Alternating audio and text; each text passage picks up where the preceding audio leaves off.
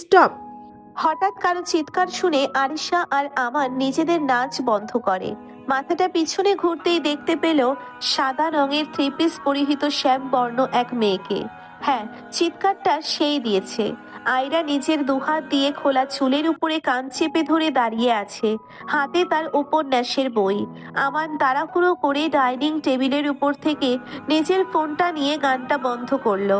আরিশা এবার আয়রাকে বলে উঠল। কি সমস্যা, চিৎকার করস কেন? আয়রা কান থেকে হাত সরিয়ে নিয়ে একটু রাগী গলায় বলল, সমস্যা তো তোদের দুজন, কি শুরু করছিস? হ্যাঁ, পুরো বাড়ি মাথায় তুলছিস কেন? কোথায় ভাবলাম মা বাবা বাড়িতে নেই, মায়ের চিল্লাচিল্লি শুনতে হবে না, খুব শান্তি মতো এক কাপ চা হাতে নিয়ে জানালার পাশে বসে উপন্যাস ফিল নেওয়া যাবে। কিন্তু না, এটা তো আমার নসিবে নেই, তাই না? পুরো বাড়ি ফাঁকা পেয়ে নিজের জামাইকে ডেকে এনে আমার উপন্যাসের 12টা বাঁচাচ্ছিস কেন? আরিশার মুখে এবার বিরক্তির ছাপ ফুটে উঠল যেন। বিরক্তি মুখে নিয়ে নিজের থেকে 2 বছরের ছোট্ট বোনের দিকে তাকিয়ে বলতে শুরু করলো, আমরা তোকে ডিস্টার্ব করলাম নাকি তুই আমাদের ডিস্টার্ব করলি বলতো? কোথায় ভাবলাম মা বাড়িতে নেই, তুই তো তোর উপন্যাস নিয়ে সারাদিন ঘরে পড়ে থাকোস। এই সুযোগে আমরা দুজন একটু এনজয় করলাম, কিন্তু না, এটা তো তোর সহ্য হলো না। আমাদের মধ্যে কাবাব মে হাড্ডি হতে হলো তোকে, তাই না? আরিশার কথায় মুখটা ব্যঙ্গ করে বলল আয়রা। তুই যদি বন্ধ রুমে তোর বরকে নিয়ে ডান্স করতে, বিশ্বাস কর আমি কিচ্ছু বলতাম না, বিরক্ত হতাম না। কিন্তু না, আপনি তো নিজের সঙ্গে সোজা এই বাড়িটাকেও ডান্স করাচ্ছেন, সঙ্গে আমার কল্পনাকেও। এই জন্য বাধ্য হয়ে আমাকে আপনাদের মধ্যে হাড্ডি হতে হলো, বুঝতে পারছেন? আয়রার কথায় আরিশা একটু রাগ নিয়ে বলে উঠল, তুই যখন রুমের দরজা বন্ধ করে উপন্যাস পড়স নাকি কল্পনার কাউকে নিয়ে ডুবে মরস, আমি দেখতে যাই নাকি? হ্যাঁ, তাহলে আমাদের মধ্যে তুই আসলি কেন? হঠাৎ আমানের চিৎকারে 2 বোন একেবারে চুপ হয়ে গেল। আমান ওদের দুজনকে চুপচাপ দাঁড়াতে দেখে এবার নিজেই বলতে শুরু করলো, তোমরা দুজন কি শুরু করছো? হ্যাঁ, কেউ কারো থেকে কম যায় না। বাবা রে বাবা। আমান আয়রার দিকে তাকিয়ে পুনরায় বলতে শুরু করলো, এই শালি আমার বউ, আমাকে নিয়ে শুধু ডান্স কেন, আরো অনেক কিছু করতে পারে, বুঝতে পারছো? তোমার যদি আমাদের মতো ডান্স করতে ইচ্ছা করলে বলো, আমার ভাইকে ফোন করে আসতে বলছি। আমার ভাই তো সবসময় তোমার জন্য রেডি।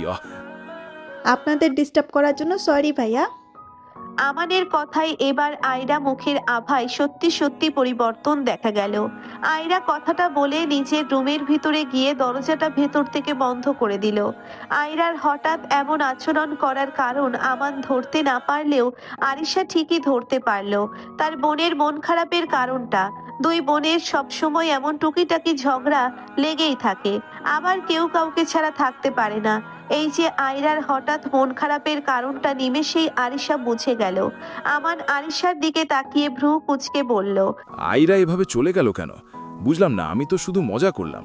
আরিশা আমানের কথা ঘোরাতে বলল, বাদ দাও তো ওর কথা, ও এমনই। কিছুক্ষণ পরে একাই রুম থেকে বের হয়ে এসে বলবে, আপু আমাকে জলদি নুডলস বানিয়ে দে, খুব খিদা লেগেছে।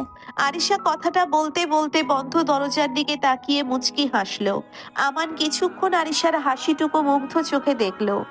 হঠাৎ আরিশা মুখের কাছাকাছি নিজের মুখ এনে নেশা ভরা চোখে তাকালো। ভয়েসটা স্লো করে ধীর কণ্ঠে বলে উঠল, ইনশাল্লাহ বউ, খুব তাড়াতাড়ি তোমাকে আমি আনুষ্ঠানিক করে আমার ঘরে তুলব। আমি তোমাকে কথা দিলাম। জানতে ইচ্ছে হচ্ছে তো ওরা কে হতে পারে? চলুন ফ্ল্যাশব্যাকে এদের পরিচয় জেনে নেওয়া যাক এবার। আহসান তালুকদারের মেয়ে আনহা শেখ, আনহা শেখের স্বামী আতিফ শেখ আর 2 মেয়েকে নিয়ে ছোট্ট একটি পরিবার। তবে এখন ছোট্ট পরিবারটা ধীরে ধীরে বড় হতে চলেছে। যেমন আনহা শেখের বড় মেয়ে আরিশা শেখের কাবিন করে রাখছে, প্রায় 4 মাসের মতো হবে আমান মির্জার সঙ্গে। এখন শুধু আনুষ্ঠানিকভাবে ঘরে তোলা বাকি। আমান মির্জা একজন ব্যবসায়িক, পড়াশোনা শেষ করে নিজের বাবার সঙ্গে নিজেদের ব্যবসায় যোগ দিয়েছে আমান। আমানের ছোট্ট ভাইয়ের নাম রাফি মির্জা। ছোট্ট ভাই আর মা বাবাকে সঙ্গে নিয়ে আমানের পরিবার।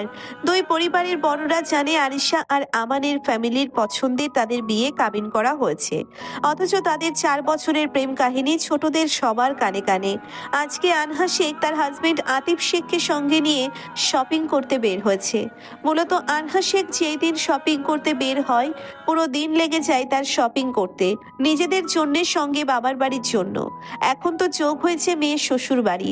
আনহা শেখের শপিং মানে আতিফ শেখের পুরো দিন মাটি হয়ে যাওয়া বউয়ের পিছনে পিছনে ঘুরতে।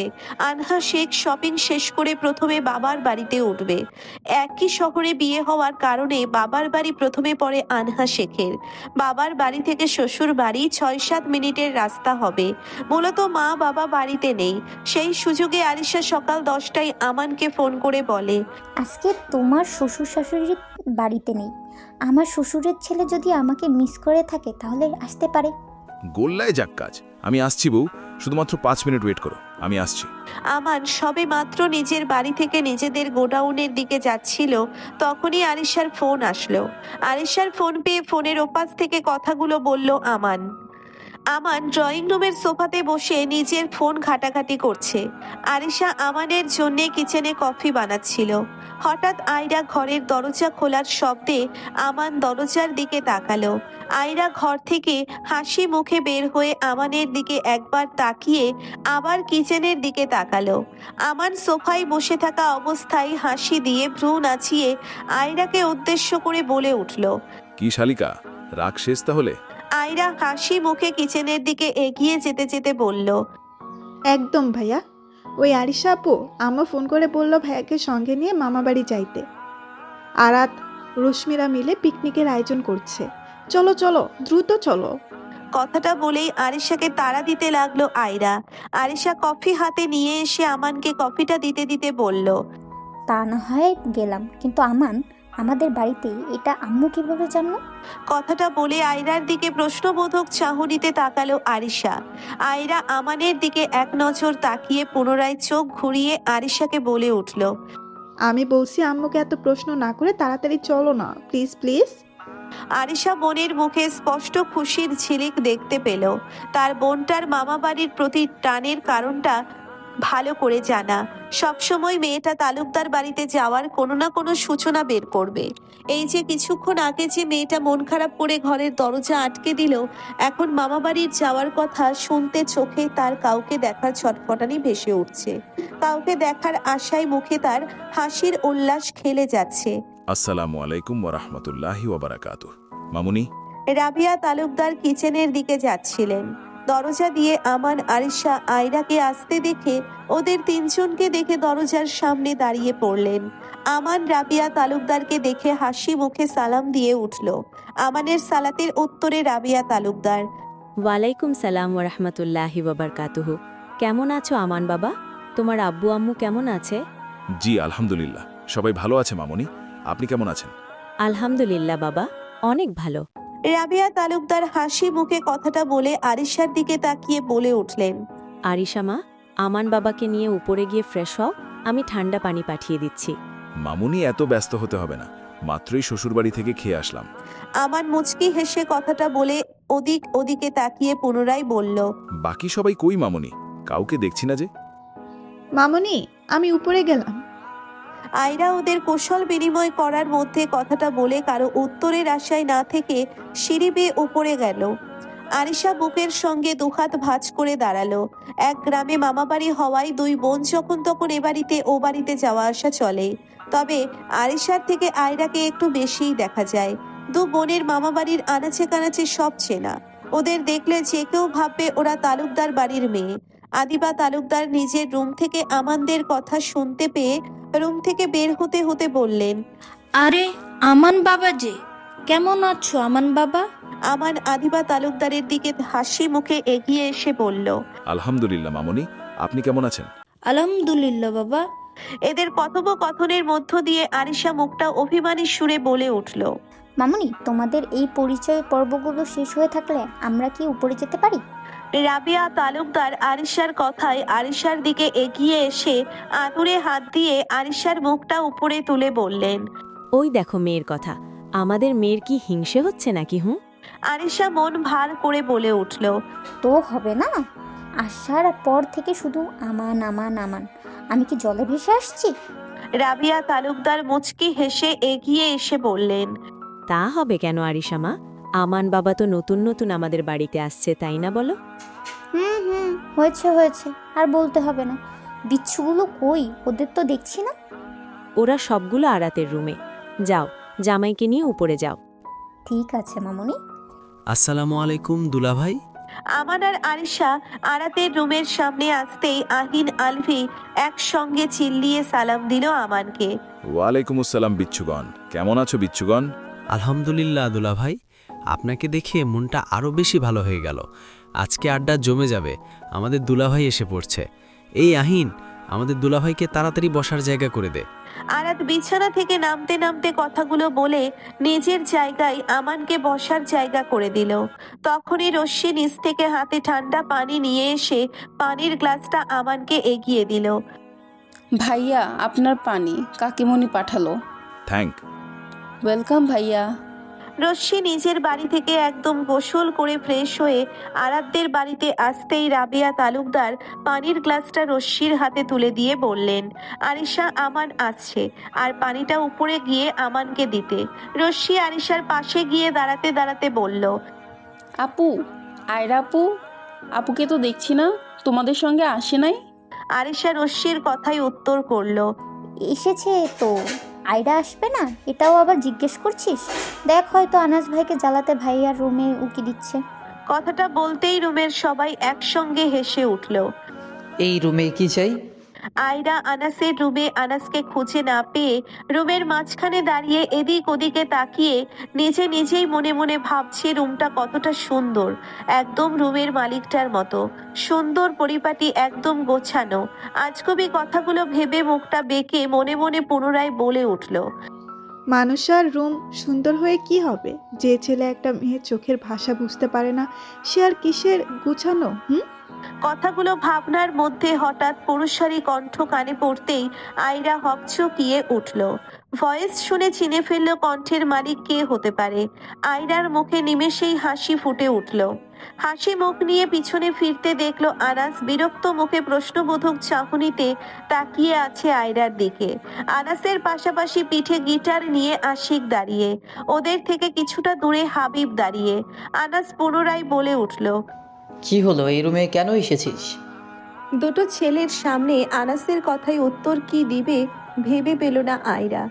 কিছুক্ষণ আমতা আমতা করে হঠাৎ কিছু একটা ভেবে বলে উঠল আয়রা, আসলে হয়েছে কি, না মানে আসলে আনাস ভাই আমার বই লাগবে। আয়রা কথাটা বলে আনাসের মুখের দিকে তাকালো। আয়রার অবস্থা দেখে আশিক আর হাবিব ওদের আড়ালে মুচকি হাসলো। বেচারা যে আনাসকে মিথ্যা বলছে এটা আয়রা খুব দেখে বোঝা যাচ্ছে। তোর বই লাগবে ফুপিকে গিয়ে বল, আমাকে কেন বলছিস? আয়রা এবার একটু কাছুমাছু করে অসহায় ফেস করে পুনরায় বলল, না আসলে হয়েছে কি আনাস ভাই, আম্মুর কাছে বইয়ের কথা বললে আম্মু আমাকে তালুকদার বাড়ি থেকে পুরো গ্রাম ঝাড়ু পিটানি দিতে দিতে শেখ বাড়িতে নিয়ে যাবে। আয়রার কথায় এবার আশিক হাবিব দুজনেই অবাক চোখে তাকালো আয়রার দিকে। পড়াশোনা করার জন্য মেয়েটা ওর মায়ের হাতে ঝাড়ু পিটানি খায়। কই আনাসের ফুপিকে তো ওরা জানে, চেনে, এবং ওরাও ফুপি বলে ডাকে। একটু রাগী আছে, তাছাড়া ভদ্র মহিলা, যথেষ্ট শিক্ষিত। উনি ওনার মেয়েকে পড়াশোনার জন্য মারবে কেন তাহলে? আনাস এবার আয়রার কথায় বিছানায় বসে পায়ের দিকে তাকিয়ে জুতা খোলায় ব্যস্ত হয়ে পড়ল। আয়রা আনাসের দিকে তাকিয়ে আছে। আশিক এবার আয়রার দিকে অবাক চোখে তাকিয়ে বলে উঠল, আয়রা, তুমি সব কিছু খুলে বলো তো বোন, আমরা তোমাকে হেল্প করব। এই যুগে এসেও পড়াশোনা করার জন্য মার খেতে হয়, আজব তো। ফুপি কেন তোমাকে মারবে? ফুপি তো এমন না। ফুপি তোমাকে পড়াশোনা করাবে না কেন? সব কিছু খুলে বলো, দরকার হলে আমি আর হাবিব দুজন মিলে ফুপিকে বোঝাবো। আশিকের কথায় আনাস জুতা খুলতে খুলতে বিরক্ত মুখে বলল, হ্যাঁ, ফুপিকে গিয়ে বল, ফুপি আপনার গুণবতী মেয়েকে একটা লাইব্রেরি কিনে দেন। আপনি এইভাবে মেয়েটার উপন্যাস পড়া বন্ধ করতে পারেন না। আপনার উচিত আয়রাকে উপন্যাসের বইয়ের মধ্যে ডুবিয়ে রাখা। সারাদিন ওই বইগুলো পড়ে মাথার মধ্যে শুধু প্রেম, বিয়ে, আবেগ, ভালোবাসা এইগুলো ঘুরঘুর করে, আর পড়াশোনা চাঙ্গে ওঠে। যা বল গিয়ে ফুপিকে। কথাগুলো বলতে বলতে আনাস ওয়াশরুমের দিকে পা বাড়ালো। এদিকে আশিক হাবিব দুজনে অবাকের চূড়ান্ত পর্যায়ে। দুজনের মুখ চাওয়াচাওয়ি করে একসঙ্গে চিৎকার দিল। কি? দুজন একসঙ্গে চিৎকার দিতেই আয়রা কানে হাত রাখলো। হাতের আঙ্গুল আয়রার দিকে তাক করে বলে উঠল আশিক, মানে তুমি এতক্ষণ উপন্যাসের বইয়ের কথা বলছিলে? আয়রা এবার ওদের কথায় মাথা নাড়ালো, যার অর্থ হ্যাঁ, আমি তো উপন্যাস বইয়ের কথাই বলছিলাম। হাবিব অন্যদিকে ঘুরে ছোট্ট একটা নিঃশ্বাস ফেলল। আশিক ক্যাবলা মার্কা হাসি দিয়ে বলল, ও, আমরা দুজন কত কি ভেবে ফেলেছি। উপন্যাস পড়ো তুমি, তাই না? হ্যাঁ, গুড গুড গুড। উপন্যাস পড়া মেয়েদের মন সুন্দর হয়। আশিক আয়রার প্রশংসা করতে হাবিব আশিকের কাছাকাছি এসে নিজের মাথায় হাত রাখল। পুনরায় অন্যদিকে তাকিয়ে একটু হাসার চেষ্টা করে বিড়বিড় করল, তার বলতে বেচারা বন্ধুরা আমার অর্ধেক উপার্জন উপন্যাসের বই কিনতে চলে যাবে। আয়রা দুজনকে বিড়বিড় করতে দেখে দুজনের উদ্দেশ্যে ধন্যবাদ বলে রুম থেকে বের হয়ে গেল। একটা মিথ্যা ঢাকতে গিয়ে কতগুলো মিথ্যা বলতে হলো।